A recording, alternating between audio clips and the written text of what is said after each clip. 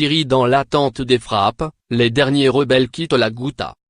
Les derniers rebelles dans la ville de Douma, ultime poche insurgée dans la Ghouta orientale près de Damas, ont remis leurs armes lourdes aux Russes, principal soutien de Bachar el-Assad.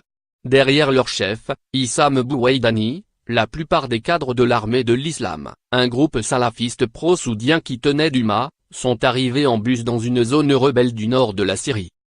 Ce départ synonyme de nouvelle défaite pour l'insurrection après celle d'Alep fin 2016 intervient après un accord le week-end dernier avec le régime pour l'évacuation des derniers insurgés de Douma, quelques heures après l'attaque chimique, qui a fait des dizaines de morts et fait monter la tension internationale.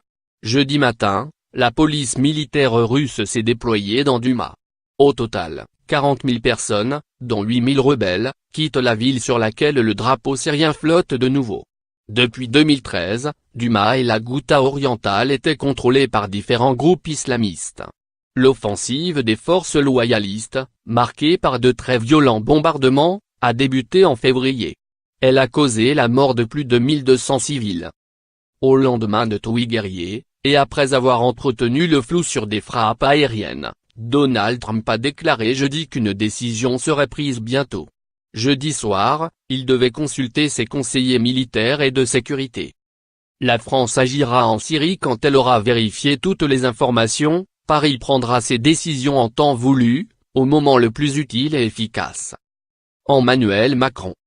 Sur TF1, un peu plus tôt dans la journée, Emmanuel Macron avait semblé temporiser. Nous avons la preuve que des armes chimiques ont été utilisées par le régime syrien, déclarait-il, ajoutant toutefois que la France agira en Syrie quand elle aura vérifié toutes les informations.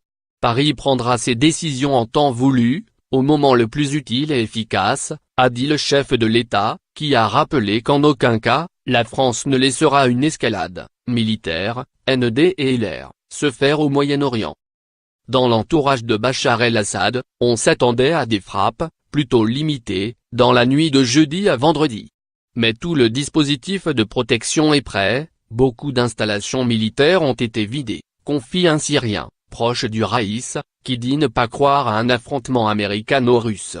Selon lui, Washington et Moscou ne vont pas déclencher la Troisième Guerre mondiale pour une banlieue de Damas. Le téléphone rouge, installé entre militaires russes et américains pour éviter les incidents dans le ciel syrien, est resté actif, a déclaré, de son côté, le porte-parole du Kremlin, Dmitri Peskov.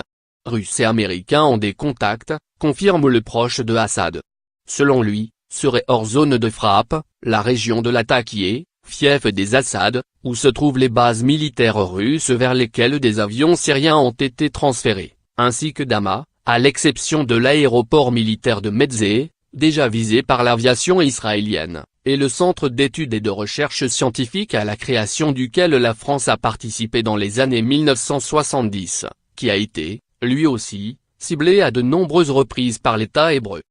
Toute action occidentale contre la Syrie déstabiliserait davantage le Moyen-Orient, a mis en garde Assad, en recevant Ali Akbar Vlayati, le conseiller du guide suprême iranien.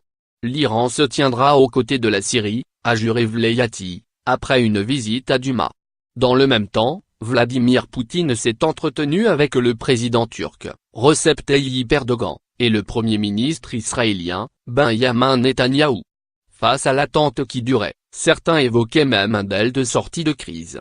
Ne soyons pas surpris, écrit sur son compte Twitter le spécialiste américain Nicolas Hera, si le résultat de cet écran de fumée et de colère lancé par Trump était un deal que les États-Unis sont en train de concocter avec Moscou pour tenir la laisse serrée autour du cou de Assad et obtenir une suspension définitive des opérations contre les dernières zones rebelles d'Idlib et de Deraa. En attendant, une course contre la montre est lancée près de Douma pour faire sortir des restes de corps humains, du sang ou de l'urine des victimes de l'attaque chimique du week-end dernier. Ainsi, les experts pourraient-ils répondre à la question de savoir si une autre substance que du chlore a été utilisée dans les frappes. Mais le temps presse, au-delà d'une semaine ou 10 jours, une telle analyse devient quasiment impossible. Seule une équipe russe est entrée mardi à Douma pour inspecter l'immeuble où la plupart des personnes sont mortes. Dès le lendemain, elle a conclu qu'aucun agent toxique n'avait été utilisé.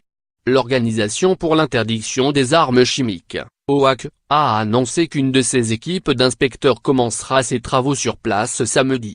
Selon des ONG proches des insurgés, les symptômes observés, forte irritation des muqueuses, problèmes respiratoires et perturbation du système nerveux central des personnes exposées, font bien penser à une utilisation d'agents chimiques de type gaz sarin.